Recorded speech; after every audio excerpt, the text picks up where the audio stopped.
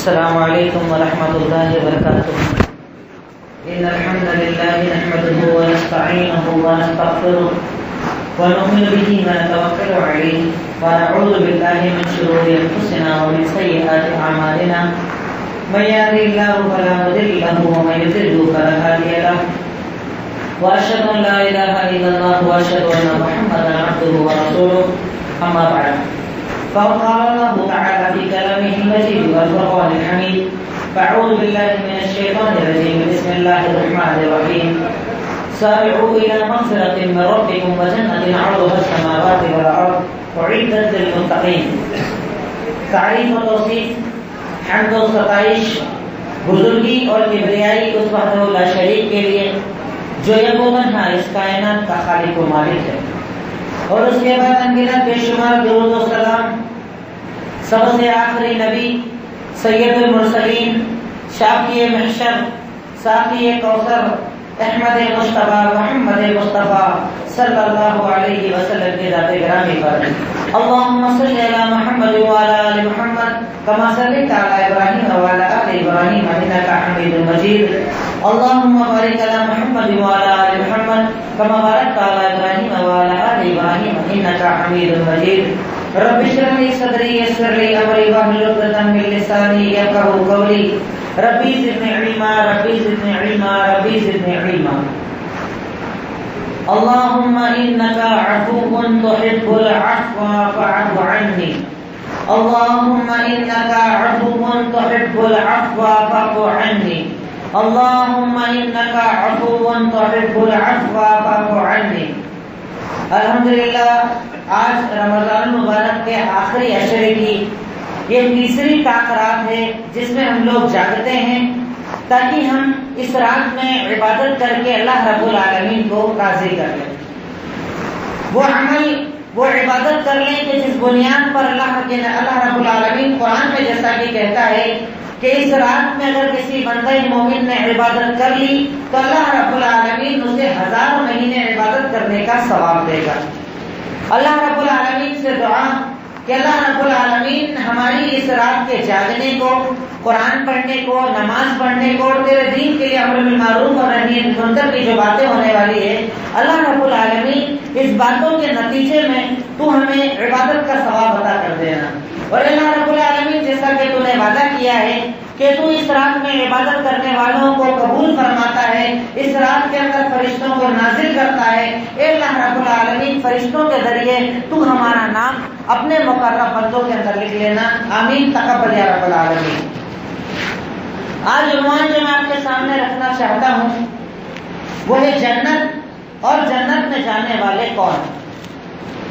پرسوں کے دن میں آپ کے سامنے آیا، اکثر بھائی لوگ حیدرآباد کے اندر آئے تھے، وہاں میں نے عنوان رکھا تھا آخرت. جب آخرت کی بات ہو جائے تو آخرت کے بعد جو اگلی اسٹیپ آتی ہے وہ ہے جنت اور جہنم. جہنم کا تذکرہ الحمدللہ ہم لوگوں کے سامنے ہوتا ہے اس معنی میں کہ ہم اس سے بچنے والے بن جائیں. جنت کا تذکرہ اس لیے ضروری ہے کہ جب بندہ اللہ رب العالمین قرآن کے اندر بار بار جنت کا ذکر کرتا ہے، میرے جو بھائی یہاں پر آئے ہیں، جنت مطلب سورگ، اللہ رب العالمین اس کا تذکرہ بار بار جب قرآن کے اندر کرتا ہے وہ اس لیے کہ دنیا کے اندر جب اللہ رب العالمین نے ہمیں پیدا کیا ہے تو اس لیے کہ ہم وہ عمل کریں، وہ کام کریں، وہ کاریہ کریں کہ جس بنیاد پر اللہ تعالیٰ آخرت میں ہمارا فیصلہ کرے گا کہ آپ کو سورگ دیا جائے گا یا نرک دیا جائے گا، جنت دی جائے گی یا جہنم دیا جائے گا. اور انسان کی فطرت کے اندر یہ چیز ہے کہ ہم اندرونی طور سے اس بات کو محسوس کرتے ہیں کہ جب تک کہ کسی عمل کا ہمیں ثواب نہ بتایا جائے کہ وہ چیز جو ہمیں بدلے کے اندر دی جائے گی کیسی ہوگی، جب تک بتایا نہ جائے عمل کرنے میں مزہ نہیں آتا. اسی لیے اللہ تعالیٰ کہتا ہے وَفِي ذَلِكَ فَلْيَتَنَافَسِ الْمُتَنَافِسُونَ. یہ جنت جو اللہ تعالیٰ تمہیں دینے والا ہے، اس جنت کو جب تم نے جان لیا، اس کی نعمت کو تم نے جان لیا تو اس کی طرف جلدی کرنے والوں کو جلدی کرنا چاہیے، آگے بڑھنے والوں کو آگے بڑھنا چاہیے، کیونکہ اللہ رب العالمین نے جنت کو اتنا خوبصورت بنایا. وہ جنت کہ جس کی خوبصورتی بتاتے ہوئے اللہ رب العالمین قرآن میں ارشاد فرماتا ہے وَسَارِعُوا إِلَىٰ مَغْفِرَةٍ مِّن رَّبِّكُمْ وَجَنَّةٍ عَرْضُهَا السَّمَاوَاتُ وَالْأَرْضُ أُعِدَّتْ لِلْمُتَّقِينَ.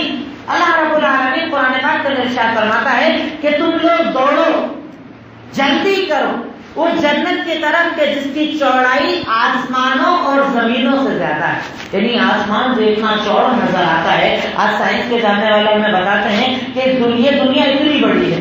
چاند جو ہمارے سامنے ہے وہ دنیا سے اتنا کروڑ گنا بڑا ہے. یہ چاند جو ہمارے سامنے ہے، ایک ایک ستارہ اس سے اتنا کروڑ گنا بڑا ہے. اور یہ ستارے اور یہ چاند جس آسمان کے اندر رہتے ہیں وہ آسمان کتنا چوڑا ہو، اس آسمان کی چوڑائی کتنی ہوگی. رب کہتا ہے کہ تم اس جنت کی طرف جلدی کرو، اس جنت کی طرف بھاگو، اس جنت کو حاصل کرنے کی کوشش کرو جس کی چوڑائی اللہ تعالیٰ نے اس آسمان اور اس زمین سے زیادہ رکھی ہے.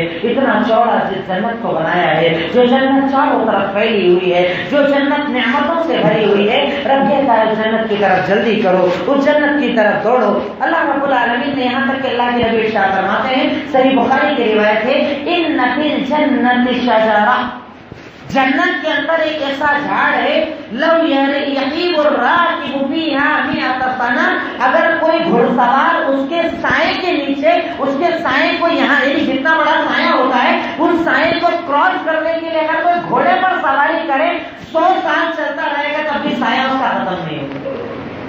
اللہ تعالیٰ نے سوچو جنت کو کیسا بنایا ہوگا کہ جس جنت کے جھاڑ سے جو سایہ ہونے والا ہے اللہ رب العالمین نے اسے اتنا چوڑا بنایا، تو اس جنت کو اللہ رب العالمین نے کتنا بڑا بنایا ہوگا. اس جنت کو اللہ تعالیٰ نے کتنی خوبصورتی اور کتنی آسائشوں سے نوازا ہے کہ رب العالمین قرآن کے خاص طور سے 26 سے لے کر 30 پارے میں بار بار اس جنت کا تذکرہ کرتا ہے. اس جنت کے بارے میں ارشاد فرماتا ہے اللہ رب العالمین کہتا ہے کہ اس جنت کے اندر، جیسے کہ اگر کبھی آپ گھومنے کے لیے جائیں، کئی بار ہم لوگ گھومنے کے لیے جب جاتے ہیں تو مہنگا جو، اگر جیسے کوئی آپ جنگل سفاری کے اوپر جاتے ہیں یا کسی ایسی جگہ پر جاتے ہیں جو نیچرل جگہ ہے، پہاڑ ہیں، ندیاں ہیں، جھرنے بہ رہے ہیں، ایسی جگہ پر بڑی بڑی کمپنیز اپنا ریسورٹ بناتی ہے. وہ ریسورٹ کے جس کے نیچے سے اگر نہر بہ رہی ہے اس کی قیمت زیادہ ہوتی ہے، اس میں رکنے کے لیے ہمیں زیادہ پیسے دینا ہوتے ہیں. کئی جگہ آپ گئے ہوں گے، میں بھی گیا ہوں، گھومنے کے لیے جاتے ہیں مہابلیشور کے آس پاس کی جگہوں پہ اگر آپ دیکھیں وہ جگہ کے جو پہاڑوں میں بنایا جائے جو ریسورٹ جس کے نیچے نہریں بہ رہی ہوں اس کی قیمت زیادہ ہوتی ہے. اللہ تعالیٰ کہتا ہے کہ جنت میں نے پوری ایسی بنائی ہے کہ جس کے نیچے نہریں بہ رہی ہوں. جنت کے نیچے میں نے نہروں کو بنایا ہے، ہر گھر کے نیچے میں نے نہروں کو بنایا ہے. اور وہ نہر کیسی کہ اللہ کے نبی محمد رسول اللہ صلی اللہ علیہ وسلم کہتے ہیں کہ جنت میں اللہ تعالیٰ نے جس حوض کو بنایا جسے حوض کوثر کہا جاتا ہے، اس کی خاصیت کیا ہے؟ تربتہ اطیب من المسک، اس پانی کی، وہ پانی جس مٹی کے اندر بہتا ہے، یعنی حوض کوثر کے آس پاس جو مٹی ہے اس کی خاصیت یہ ہے کہ اس مٹی کی خوشبو مشک سے زیادہ اچھی ہے.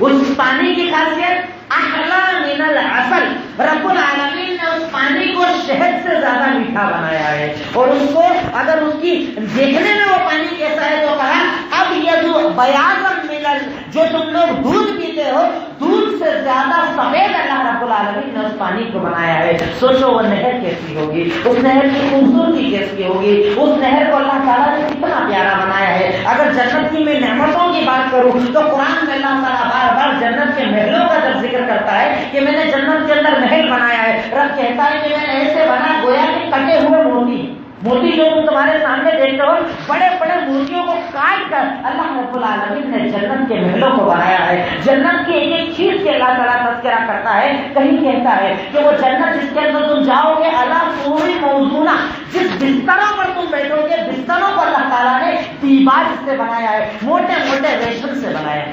تکیے کیسے ہوں گے، بیٹھنے کا وہ جگہ کیسی ہوگی، تمہارا تخت کیسا ہوگا، یہاں تک کہ جنتیوں کا لباس کیسا ہوگا. رب العالمین نے اس کو بھی ذکر کیا کہ جو تمہیں لباس پہنایا جائے گا، سورہ واقعہ میں کہا سندس و استبرق، اللہ رب العالمین تمہیں جو لباس پہنائے گا اس کی خاصیت یہ ہے کہ جو لباس پہنایا جائے گا وہ نرم باریک ریشم کا بھی ہوگا اور موٹے ریشم کا بھی ہوگا. دنیا میں ریشم حرام ہے نا ہمارے پر. مردوں کو کیا کہا گیا کہ تم لوگ اپنے لباس کے اندر ریشم استعمال نہیں کر سکتے، مرد سونا نہیں پہن سکتا. کیوں؟ کہا کہ تمہارے لیے اللہ تعالیٰ نے اس چیز کو آخرت میں بنایا کہ جنت میں رب العالمین اپنے ان بندوں کو جو اللہ کی رضا کے لیے دنیا میں اس سے رکے، اللہ تعالیٰ انہیں جنت کے اندر ریشم کا لباس پہنائے گا، سونے کے کنگن پہنائے گا.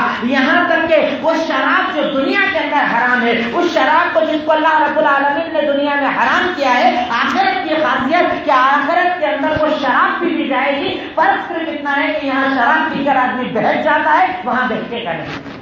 اس شراب کو اللہ رب العالمین نے اتنی پاکیزہ بنایا ہے، یہاں تک کہ مردوں کو جو حوریں دی جائیں گی ان کا بھی اللہ تعالیٰ نے قدم قدم پر ذکر کیا، کہیں 70 حوروں کا ذکر کیا، کہیں الگ الگ قسم کا ذکر کیا۔ رب کہتا ہے کہ ان کی خاصیت یہ ہے کہ قاصرات الطرف لم يطمثهن انس قبلهم ولا جان۔ رب العالمین نے جنت کے اندر جن حوروں کو تیار کیا ہے، ان حوروں کی خوبصورتی کا یہ عالم ہے کہ ان کی نظریں ہمیشہ جھکی رہتی ہیں، وہ ایسی ہیں کہ انہیں نہ کبھی انسان نے چھوا نہ کبھی جنات نے چھوا۔ ان کی خوبصورتی کا عالم کیا ہوگا، ان کے کپڑوں کا عالم کیا ہوگا، رب العالمین نے اسے بھی قرآن میں بتایا۔ یہاں تک کہ ہمارے نبی کا فرمان صحیح بخاری کے اندر روایت ارشاد فرمایا کہ جنت کے اندر ایک بازار ہوگا، جس بازار میں تم جمعہ کے دن جاؤ گے، اس کی خاصیت کیا ہوگی، جمعہ کے دن جب تم بازار کے اندر جاؤ گے، بازار میں اللہ ایک ایسی ہوا چلائے گا کہ تمہارے چہروں کی خوبصورتی اور زیادہ بڑھ جائے گی۔ جب تم گھر واپس آؤ گے تو تمہاری بیوی تم سے کہے گی، ارے آپ گئے تھے آئے ہو بالکل ڈفرینٹ، بالکل الگ، آپ اتنے خوبصورت کیسے ہو گئے؟ تو کہیں گے کہ اللہ رب العالمین نے ہمیں خوبصورت بنایا۔ اس جنت کا عالم کیا ہوگا، وہ جنت کہ جس کے بارے میں، جس کے فروٹس اور جس کے کھانے کے بارے میں ذکر کرتے ہوئے اللہ رب العالمین قرآن کے اندر کہتا ہے کہ جب جنتیوں کو کھانا پیش کیا جائے گا تو کیا کہیں گے، ہم نے یہ کھانا کھایا ہے، سیب کا ذکر ہم نے کھایا ہے، انگور کا ذکر ہم نے کھایا ہے، اللہ تعالیٰ ہم نے تو کھایا ہے۔ تو اللہ تعالیٰ کہے گا متشابہ تو ہیں شکلوں کے اندر، لیکن ان کا ٹیسٹ وہ ہے جو تم نے کبھی چکھا نہیں ہوگا۔ اس کی ایک چھوٹی سی مثال آپ ایسے بھی لے سکتے ہو، جو لوگ عمرہ اور حج کرنے کے لیے کبھی باہر گئے، یعنی مکہ مدینہ گئے ہیں یا کہیں اور یورپ کا کوئی سفر کیا، انڈیا کے باہر آپ گئے ہوں گے، آپ نے خاصیت دیکھی ہوگی کہ انڈیا کے اندر ہم لوگ سیب کھاتے ہیں۔ میں نے خود بھائی سیب کھایا ہے، مدینہ گئے سیب سامنے، مطلب یہ تو کھایا ہوا سیب ہے اپنا، ہمارے دوست نے کہا کھا کر تو دیکھو، جب اس نے کاٹ کر ہمارے سامنے پیش کیا اور میں نے سیب کھایا، اپنے ہندوستان اپنی دنیا کے اندر فروٹ کا فرق ہو سکتا ہے تو وہ جنت کا فروٹ کیسا ہوگا۔ میں نے کہا جیسے اس نے مجھے دیا، میں نے جب سیب کھایا تو میں نے کہا بھائی ایسا لگ رہا آج تک سیب کبھی کھایا ہی نہیں، اتنا الگ ٹیسٹ، اتنا رس اس کے اندر، انگور کا ٹیسٹ الگ، کیلے کا ٹیسٹ الگ۔ تو یعنی دنیا کے اندر جب فروٹس کا ٹیسٹ جو ایکسپورٹ کیا جاتا ہے وہ الگ آئٹم ہوتا ہے، جو ہم دیتے ہیں وہ الگ آئٹم ہوتا ہے۔ سوچو جو اللہ رب العالمین جنت میں دے گا وہ کیسا فروٹ ہوگا کہ جب اللہ تعالیٰ دے گا تو جنت ہی کہے گا اللہ میں کھا کر آیا ہوں، اللہ یہ فروٹ میں نے کھایا ہے۔ اللہ تعالیٰ کہے گا کہ تو اس لیے کہہ رہا ہے کہ اس کا سیم دکھنے میں ایک جیسا ہے، یعنی جیسا دنیا میں تجھے فروٹ دیکھا تھا جنت میں وہی فروٹ تجھے دکھنے میں، لیکن ٹیسٹ ویسا نہیں۔ جب کھائے گا تو کہے گا اللہ تعالیٰ میں نے تو یہ کبھی کھایا ہی نہیں۔ اللہ تعالیٰ یہ ٹیسٹ، یہ فروٹ، یہ نعمتیں، یہ نوازشیں کہ رب العالمین جنت کے بارے میں کہتا ہے وَلَكُمْ فِيهَا مَا تَشْتَهِي أَنفُسُكُمْ وَلَكُمْ فِيهَا مَا تَدَّعُونَ۔ جنت کی خاصیت یہ ہے کہ رب کہتا ہے کہ اس جنت کے اندر تمہیں وہ دیا جائے گا جس کی تم خواہش کرو، جو مانگ لو، ڈیمانڈ جو مانگا وَلَكُمْ فِيهَا مَا تَدَّعُونَ، ہر ڈیمانڈ کو پورا کیا جائے گا، ہر ڈیمانڈ اللہ تعالیٰ تمہیں دے گا، جو مانگو گے دے گا، بس منہ سے نکالنا ہے۔ اور وہی وہ جنت کہ جس میں اللہ رب العالمین اپنا دیدار لے کر آئے گا، ہم اللہ رب العالمین کو دیکھیں گے۔ اللہ تعالیٰ جب جنتیوں کو جنت میں ڈال دے گا، پوچھے گا بتاؤ جنت کیسی ہے، کہا اللہ تعالیٰ بہت اچھی ہے۔ نعمتیں کیسی ہے، کہا اللہ بہت اچھی ہے۔ اور کچھ چاہتے ہو، کہا اللہ تعالیٰ اس سے زیادہ کیا چاہیے، اتنی پیاری پیاری نعمت۔ اللہ تعالیٰ اپنے چہرے سے جب پردہ ہٹائے گا تو بندہ کہے گا اللہ یہ ساری نعمتیں ایک طرف، تیرے چہرے کا نور ایک طرف۔ جنتیوں کو اللہ رب العالمین اپنا دیدار بھی کروائے گا، لیکن جہنمیوں کو اللہ کا دیدار نہیں ہوگا۔ جنتیوں کو اللہ رب العالمین اپنا دیدار کرائے گا، اور جنت کی خوبصورتی اور جنت کی نعمتوں کو پھر اس سے آپ دیکھ لو کہ صحیح بخاری کے اندر روایت ہے، اللہ کے نبی صلی اللہ علیہ وسلم فرماتے ہیں کہ وہ آدمی جو آخری جنت میں ڈالا جائے گا، یعنی گناہ کیا، خطائیں کی، توبہ کم کر پایا، شرک نہیں کیا، توحید پر گیا ہوگا، اللہ تعالیٰ پہلے جہنم میں ڈالے گا، جہنم کے سارے عذاب چکھے گا، حالت خراب، بالکل جلا ہوا کالا۔ جب نکالا جائے گا، اسے دھویا جائے گا، پاک کر کے صاف کیا جائے گا، اس کے بعد اللہ جب اسے جنت کے اندر ڈالے گا، جنت میں وہ اپنے محل کے اندر جب آئے گا، اپنی بیویوں اور حوروں کو دیکھے گا تو کیا کہے گا، سوال پوچھا جائے گا بتاؤ جنت کیسی ہے، اللہ پوچھے گا جنت کیسی ہے، کہے گا اللہ تعالیٰ تو نے تو مجھے وہ جنت دی ہے کہ مجھ سے پہلے نہ کسی کو دی ہوگی نہ میرے بعد کسی کو دی ہوگی۔ یہ آخری آدمی بولے گا، جو پہلا جائے گا وہ کیا بولے گا، طبقات ہیں جنت میں۔ اسی لیے ہمیں کہا گیا نا کہ پھر جنت کے اندر بہت سارے طبقات ہیں، جب مانگنا کون سی جنت مانگنا، جنت الفردوس مانگنا، کیونکہ فردوس جنت کا سب سے اعلیٰ مقام ہے. تو جب جنت مانگنا اللہ تعالیٰ سے فردوس مانگنا، سب سے اعلیٰ مقام مانگنا، کیونکہ وہ جنت کا ایسا طبقہ ہے کہ اس جیسا خوبصورت اللہ نے جنت کے کسی طبقے کو، کسی اسٹیٹ کو نہیں بنایا ہے. سب سے زیادہ خوبصورت اللہ رب العالمین نے اسی جنت کو بنایا ہے. تو یہ تو وہ مختصر سا جنت کا بیان. لیکن دیکھیے ہوتا کیا ہے کہ میں نے اس لیے یہ بیان کیا ہے جو آپ کے سامنے جنت کا، کہ جنت جب دیکھیے آپ ایک چیز اور بتاؤں، صحیح بخاری کے اندر روایت اللہ کے نبی صلی اللہ علیہ وسلم کا فرمان ہے کہ وہ آدمی جس سے اللہ جنت دے گا نا، ڈائریکٹ جنت میں نہیں بھیجے گا. پہلے پتا کہاں بھیجے گا؟ جہنم میں.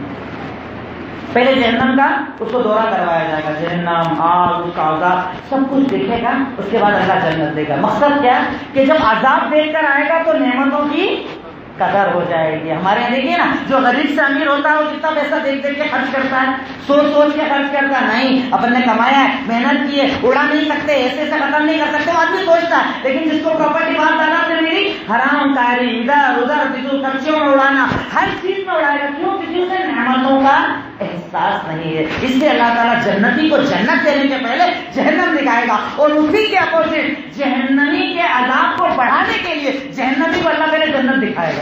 جنت، نعمت، گھر سب کچھ دیکھنے کے بعد اللہ جب جہنم میں ڈالے گا تو وہ اور زیادہ تڑپے گا کہ اللہ وہ جنت مجھے دے گا. اس کی تڑپ کو بڑھانے کے لیے اللہ رب العالمین اسے پہلے جنت دکھائے گا اور اس کے بعد جہنم کے اندر ڈالا جائے گا، تاکہ اس کے عذاب میں زیادتی ہو اور اس کے شکر کے اندر زیادتی ہو کہ اللہ تو نے مجھے کون سی جنت دی، اللہ تو نے مجھے کون سی نعمت دی. لیکن وہ جنت ملے گی کس کو؟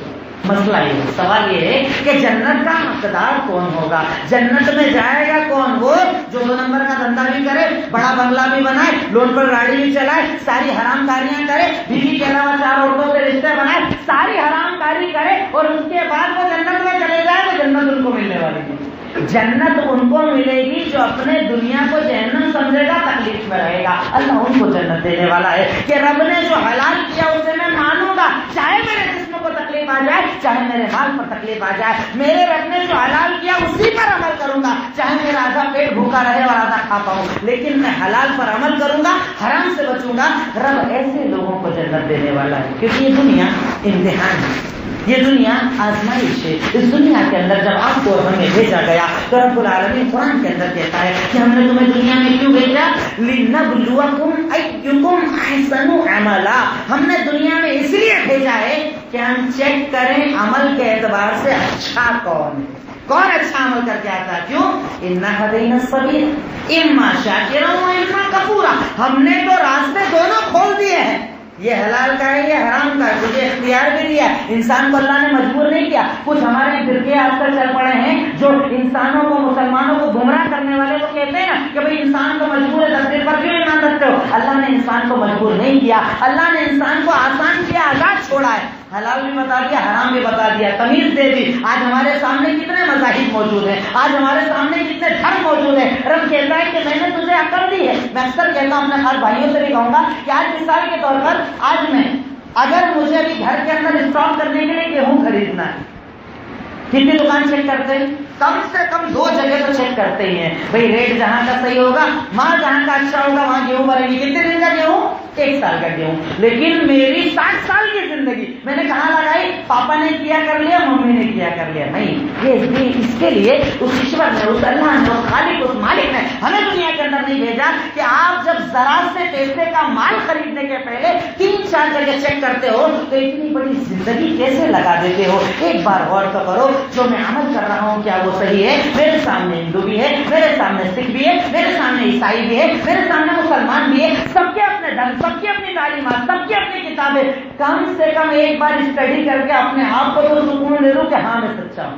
مجھے اپنے آپ پر یقین ہونا چاہیے کہ اگر کوئی آ کر مجھ سے میرے مذہب کے بارے میں سوال کرے تو مجھے شک نہیں ہونا چاہیے. کیوں؟ کیونکہ مجھے یقین ہے کہ میں سچا ہوں، مجھے یقین ہے کہ میری تعلیمات سچی ہے. رب العالمین نے ہمیں مجبور نہیں کیا، ہمیں آزاد رکھا ہے، ہمیں دماغ دیا ہے، ہمیں عقل اور شعور دی ہے. اس لیے تو انسان کو اللہ تعالیٰ نے اشرف المخلوقات بنایا، لیکن سب سے سپیریئر جتنی دنیا کے اندر جانوروں کو بنایا ہے، کتنی قسم کی مخلوقات کو بنایا ہے، سانپ ہے، بچھو ہے، مچھلی ہے، گھوڑا ہے، کتنی مخلوقات. رب کہتا ہے کہ ان سب کے بیچ میں نے انسان کو سب سے سپیریئر بنایا. کیوں؟ کیونکہ اس کا دماغ اور وہ دماغ کو یوز کرنا جانتا ہے، وہ صحیح غلط کو سمجھنا جانتا ہے، وہ بولنا جانتا ہے، وہ دیکھنا اور سننا اور سمجھنا جانتا ہے۔ میں نے ان سے جو شعور دیا وہ دنیا کی کسی مخلوق کو نہیں دیا، اس لیے انسان سب سے سپیریئر ہے۔ تو اس سپیریٹی کو جب اللہ نے دیا ہے تو اسے یوز کرنا پڑے گا۔ اس لیے نہیں دیا کہ لو اندر رکھو اور بھول جاؤ، دنیا میں تو 10 جگہ دماغ لگاؤ۔ میرے پاپا، میرے ابا، میرے والد صاحب کو اردو بولنا ڈھنگ سے نہیں آتی تھی، میں اسپیکنگ انگلش،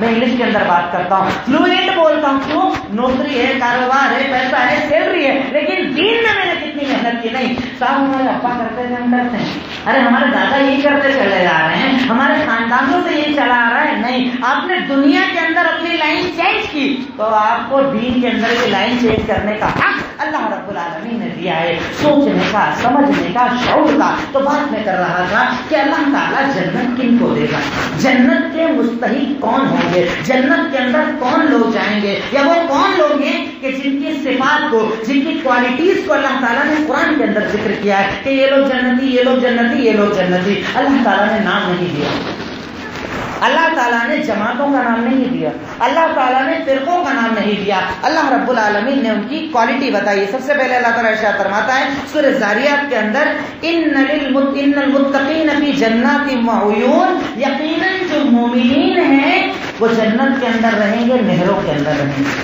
وہ جنت جس کا میں نے صرف کھاتا پیچھے آپ کے سامنے نقشہ بتایا، چھوٹا سا ہلکا سا نقشہ بتایا، صرف جنت کو اگر بیان کرو اور جنت کی نعمتوں کو، مجھ جیسے کمپلیٹ کو بھی ایک رات کم پڑ جائے گی جنت کی نعمتیں بتانے میں۔ کہ اللہ کے رسول کہتے ہیں کہ عمر میں جنت کے اندر گیا تو میں نے جو تیرا محل دیکھا نا، اس کے جو رومال دیکھے، رومالوں تک کی خاصیت آپ نے بتائی کہ وہ رومال کیسا تھا، کیا کوالٹی تھی، کیا محل تھا تیرا۔ اللہ کے رسول نے معراج سے آنے کے بعد جنت کی کئی خاصیتوں کو بیان کیا۔ ان خاصیتوں کو اگر قرآن و حدیث کی روشنی میں رکھا جائے ایک رات کم پڑ جائے گی۔ اللہ نے جنت کو اتنا پیارا بنایا۔ میں نے شروع میں اس لیے بتایا کہ جب آپ کو یہ پتا ہوگا کہ کیا ملنے والا ہے تو آپ کے عمل میں زیادتی ہونا چاہیے، عمل میں بڑھوتری ہونا چاہیے کہ مجھے وہ والی جنت چاہیے، یہ والا جہنم نہیں چاہیے، مجھے جہنم سے بچنا ہے، کیونکہ جہنم کو اللہ نے اتنا ہی دردناک بنایا ہے کہ جس کے بارے میں ارشاد فرمایا کہ لوگوں اپنے آپ کو قوا انفسکم واہلیکم نارا وقودها الناس والحجارہ، اپنے آپ کو بھی اور اپنے گھر والوں کو جہنم سے بچاؤ کہ جس جہنم کی آگ کو جلانے کے لیے لکڑی نہیں انسانوں کو استعمال کیا جائے، تم کو ڈال ڈال کے اس آگ کو بڑھایا جائے گا۔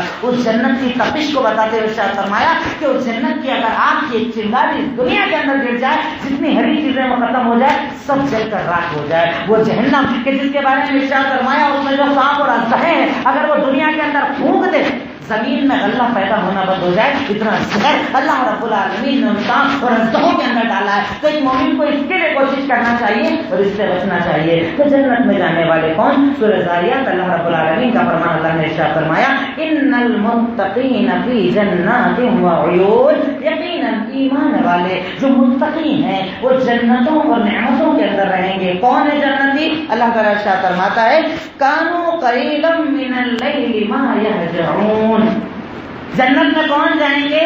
جو لوگ رات میں بہت کم سوتے ہیں۔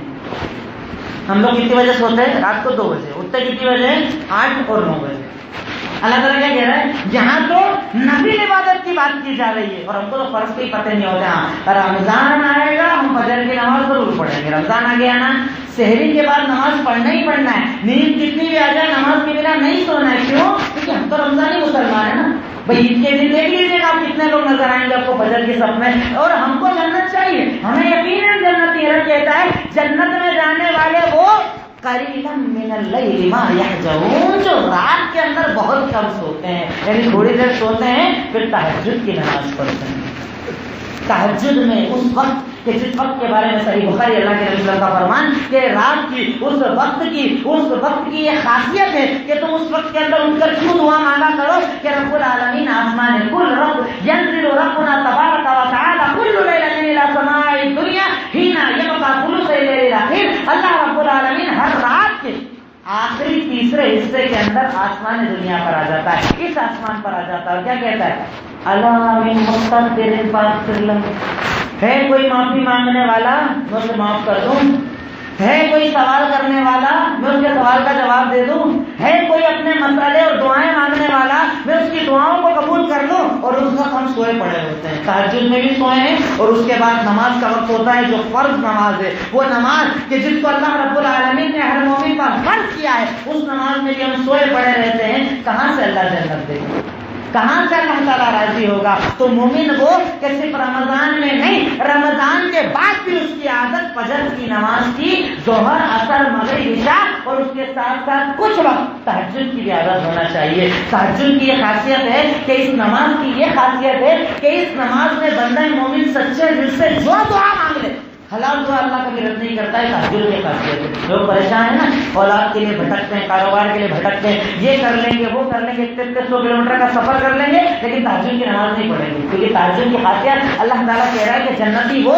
کہ کون ہے، کانوا قلیلا من اللیل ما یہجعون، جو رات میں بہت کم سوتے ہیں، وبالاسحار هم یستغفرون۔ اور جنتی کون کہ رات کو تو کم سوتے ہی ہیں، دن میں استغفار بھی کرتے ہیں۔ گاڑی چلا رہے ہیں، استغفر اللہ، سبحان اللہ، الحمدللہ۔ ہم لوگ گاڑی چلاتے ہیں، میوزک کی عادت ہوتی ہے نا، گانے سنتے ہیں، گانا نہ چلے کار چلانے میں مزہ نہیں آتا نا، بائک پر بھی ہو ہیڈ فون لگا کر گانا نہ سنے مزہ نہیں آتا، لیکن ہمیں جنت چاہیے، وہ جنت جس کی نعمتوں کو ہم نے سنا وہ جنت ہمیں چاہیے۔ ہمارے نبی کہتے ہیں کہ یاد رکھو، اللہ رب العالمین ایسے لوگوں کے کانوں کے اندر سیسا پگھلا کر ڈالے گا جو مزاحیر الشیاطین میوزک سننے کے آتے ہیں، لیکن ہمیں اس میں سکون ملتا ہے۔ لیکن مومن کو قرآن میں سکون ملتا ہے، اللہ کے ذکر میں سکون ملتا ہے، اللہ کو یاد کرنے میں سکون ملتا ہے۔ تو رب کہتا ہے جنت میں جانے والے وہ، جنت کے مستحق وہ، اس نعمتوں والی جنت کو پانے والے وہ کہ جو لوگ دل کے اندر بھی استغفار کرتے ہیں، جب جہاں جیسے رہیں، لا یزال کا لسان، لا یزال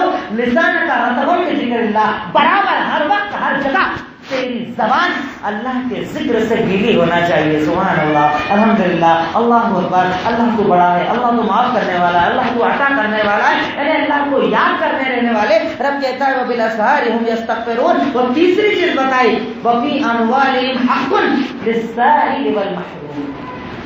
جنت میں جانے والے کون کہ ان کو جب اللہ تعالیٰ مال دیتا ہے، بینک بیلنس دیتا ہے، روزی دیتا ہے، کاروبار دیتا ہے، تو وہ اپنے کاروبار کے اندر 1% ایسا بناتے ہیں، کچھ بھی جو ان کی طاقت ہو، 5، 10، 20، 30 جو ان کی طاقت ہو، اتنا فکس % بناتے ہیں غریبوں، مسکینوں، فقیروں کے لیے۔ دیکھیے اسلام اس چیز کا نام نہیں کہ آپ کھاؤ پیو سو جاؤ کام ختم ہو گیا، اسلام اس چیز کا نام ہے کہ آپ خود اگر کھاتے ہو، اللہ آپ کو دیتا ہے، تو اپنے مال کے اندر فکس حصہ غریبوں کا بھی رکھنا چاہیے۔ وفی اموالہم، اللہ تعالیٰ نے کہہ رہا حق، واجب، فکس اپنے اوپر لازم کر لیتے ہیں کہ اللہ 1 مہینے کے اندر اتنے روپے میں غریب پر خرچہ کروں گا ہی کروں گا، اللہ میں غریب کی مدد کروں گا، اللہ میں بھکاریوں کو اتنے روپے دوں گا، اللہ میں بیماروں کی اتنے روپے کی مدد کروں گا۔ یعنی وہ ایک پرسنٹیج بناتے، جو اکثر میں خطبے کے اندر بھی کہتا ہوں کہ اگر آپ پرسنٹ بنا لو گے دینا بڑا آسان ہو جائے گا، اور جنت میں جانے والا وہی جو پرسنٹ بنا کر کام کرتا ہے۔ ایسا نہیں ایک بار بڑا جوش آیا، مولانا نے تقریر کی، 5000 کا خرچہ کر دیا، 1 سال سو گیا، وہ والا صدقہ اللہ کو پسند نہیں۔ اللہ کون سے عمل کو پسند کرتا ہے؟ ما اللہ، کام ہو لیکن کنٹینیو جو عمل کیا جائے، رب العالمین اسے پسند کرتا ہے۔ تو جنت میں جانے والے کون کہ جن کے مالوں کے اندر فکس حق ہوتا ہے غریبوں کا۔ جیسے آپ میں اکثر کہتا ہوں نا، خطبے کے اندر بھی بتاتا ہوں کہ آدمی اپنا ایک پرسنٹیج بنا لے،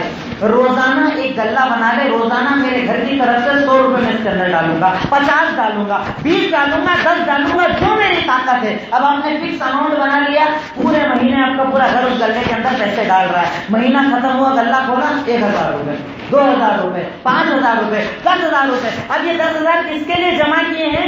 غریبوں کے لیے۔ اب جب دروازے پر آ کر کسی نے کہا بھائی میں پریشان ہوں، 500 روپے کی جانچ کرانا ہے، لو 500 روپے، علاج کرانا ہے، لو 2000 روپے، لو 3000 روپے۔ کیوں؟ کیونکہ یہ 10,000 روپے جو میرے پاس رکھے، یہ آپ کا پرسنٹ اللہ نے مجھ سے نکلوایا ہے، اور ایک مسلمان پر رب العالمین نے فرض کیا ہے کہ وہ غریبوں کا خیال رکھے۔ کیوں؟ ہمارے نبی نے کہا کہ تمہاری یہ ذمہ داری ہے کہ اگر تم گھر کے اندر سالن بناتے ہو، اگر پڑوسی کو سالن کی بوٹی نہ دے پاؤ، کم سے کم سالن اتنا بڑھا لو کہ اس کے گھر سالن بھیج دیا کرو۔ لیکن ہمیں پتہ نہیں ہوتا ہمارا پڑوسی کیا کھاتا ہے۔ میں شہری میں بھی گوشت کھاتا ہوں اور افطار میں بھی گوشت کھاتا ہوں، 1 مہینے اپنا چلتا ہی نہیں گوشت کے بنا، قیمت تو ہونا ہی ہونا، لیکن میرا پڑوسی کیا کھاتا مجھے پتا نہیں ہوتا، میں مسلمان ہوں۔ میں جنتی ہوں، میں 100% جنت میں جانے والا ہوں. جنتی وہ نہیں، جنتی وہ کہ جس کے مال کے اندر پرسنٹ فکس ہوتا ہے غریبوں کا، وہ دھیان رکھتا ہے پڑوسیوں کا، وہ خیال کرتا ہے غریب رشتے داروں کا کہ اللہ اگر میں روز کھاتا ہوں کم سے کم ہفتے میں ایک بار اچھا کھانا اپنے پڑوسی کو بھی کھلاؤ، غریبوں کو بھی کھلاؤ، مسکینوں کو بھی کھلاؤ. کہ رمضان میں میرا ایمان جب زیادہ ہوتا ہے تیرے در پر جو آئے، میں بیگم کو رمضان کے پہلے گڈی دے دیتا ہوں، 10 روپے سب کو دینا جو بھی ہے، 5 سب کو دینا، 2 روپے سب دینا. تو ایک مومن صرف رمضان میں نہیں پورے سال اپنے گھر والوں کو کہتا ہے کہ 2 نہیں تو ایک کم سے کم 1 روپیہ روز تم دے دیا کرنا، 10 روپے روز دے دیا کرنا. یہ نہیں کہا کہ کتنا دینا، یہ کہا کہ جتنی تمہاری طاقت ہے اتنا پرسنٹ تمہارے مال کے اندر فکس ہونا چاہیے غریبوں کا. اور ایک بات اور سن لو، اگر اللہ نے آپ کو مال دیا، مال دینے کے بعد بھی آپ نے خرچ نہیں کیا، تو کل روز قیامت جو جہنم میں جائیں گے وہ یہی تو کہیں گے، کیا کہیں گے؟ لم نکو من المصلین ولم نکو نطعم المسکین. کہ کیا کہیں گے اس دن کہ ہم لوگ ایک تو نماز نہیں پڑھتے تھے، دوسرا مسکینوں کو کھانا نہیں کھلاتے تھے. یعنی کھانا نہ کھلایا، غریبوں کا خیال نہ رکھا. دیا تو رب جنت دے گا، اور نہیں دیا تو رب جہنم کے بارے میں بھی کہتا ہے کہ جہنم دوں گا ایسے لوگوں کو جو اپنے مال میں خرچ نہیں کرتے. اپنے مال کو غریبوں کے اوپر خرچ کرنا رب العالمین نے ہماری ذمہ داری قرار دیا. دوسری چیز، کچھ اور صفات جو جنتیوں کے تعلق سے اللہ رب العالمین نے قرآن کے اندر بتائی. سورہ مومنون کے اندر، سورہ مومنون کی ابتدا کے اندر رب العالمین مومنوں کی بھی صفات بتا رہا ہے اور جنتیوں کی بھی خاصیت بتا رہا ہے. قد افلح المؤمنون. افلح کا ترجمہ مفسرین نے کیا، اس کی تشریح کے اندر لکھا کہ رب جس آیت کے اندر یہ افلح کہہ رہا ہے، اس کا مطلب ان مومنوں کے لیے جنت ہے جن کے اوصاف آگے بیان کیے جا رہے ہیں، جن کی کوالٹیز آگے بیان کی جا رہی. کون؟ قد افلح المؤمنون الذین هم فی صلاتهم خاشعون. یقیناً مومن کامیاب ہو گئے. کون سے مومن کامیاب ہو گئے؟ کون لوگ جنت میں جانے والے ہیں؟ سب سے پہلی کوالٹی، جب نماز پڑھتے ہیں تو پورے خشوع اور خضوع سے نماز پڑھتے ہیں. ہم نماز کیسے پڑھتے ہیں؟ ایسے کپڑے سیدھے کر رہے ہیں، گھر کے بارے میں سوچ رہے ہیں، مکان کے بارے میں سوچ رہے ہیں، بیگم کے بارے میں سوچ رہے ہیں، اس کو دینا، اس کو دینا، اس سے لینا. مولوی صاحب بیچارے 4 رکعت کے آخری میں بولتے ہیں السلام علیکم، نماز ختم ہو گئی. تب جا کے خیال آتا ہے کئی بار، اور کئی بار تب بھی خیال نہیں آتا. سلام پھیرنے کے بعد ذکر کے ٹائم بھی نہیں چلتا رہتا، نکلنے کے بعد کرنا کیا ہے. رب کہتا ہے ایسے لوگوں کو جنت نہیں دوں گا.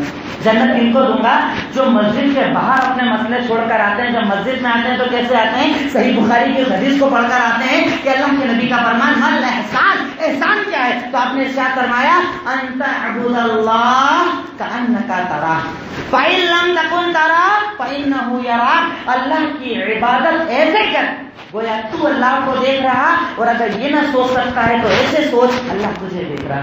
سوچو اگر ہمارے سامنے کوئی چھوٹا موٹا نیتا کھڑا ہو تو ہمارے کھڑے ہونے کا انداز بدل جاتا ہے، چلنے پھرنے کا انداز بدل جاتا ہے. رشتے دار یہ کوئی بڑا رشتے دار آ جائے تو آدمی آٹومیٹک اسٹینڈ اپ کنڈیشن کے اندر آ جاتا ہے، ٹینشن ہو جاتا ہے بالکل. ارے وہ رب ہے، مالک الملک، قادر، ہر چیز پر قدرت رکھنے والا، بادشاہوں کا بادشاہ، اس کائنات کو چلانے والا. اس کے حکم پر دنیا چلے، اس کے حکم پر دنیا برباد ہو جائے، اس کے سامنے تم کھڑے ہو. نماز کیسی ہونا چاہیے؟ نماز میں کیا خشوع ہونا چاہیے، کیا خضوع ہونا چاہیے کہ میں جب کھڑا رہوں تو سیدھا کھڑا رہوں، جب رکوع میں جاؤں میرے رب کو مجھے دکھانا ہے، جب سجدے میں جاؤں میرے رب کو مجھے دکھانا ہے. اللہ کہتا ہے میں جنت ان لوگوں کو دیتا ہوں الذین هم فی صلاتهم خاشعون، جو لوگ اپنی نمازوں کے اندر خشوع اور خضوع اختیار کرتے ہیں. دوسری صفت بتائی والذین هم للزکاۃ فاعلون. جنت اللہ ان کو دے گا جو لوگ فرض زکات ادا کرتے ہیں. ہمارے یہاں تو زکات میں بہت تو گولی مار دیتے ہیں. زکات تو بہت سارے کرتے ہیں نا کہ بتایا گیا ہے بھائی آپ کے اوپر زکات فرض ہو گئی، کتنا ڈالر سونا ہے؟ کہا 12 تولہ، 6 بیگم کو دے دو. جب فرض ہونے آئی 6 بیگم کو دے دو، اور جب واپس ختم ہو جائے پھر واپس لے لینا.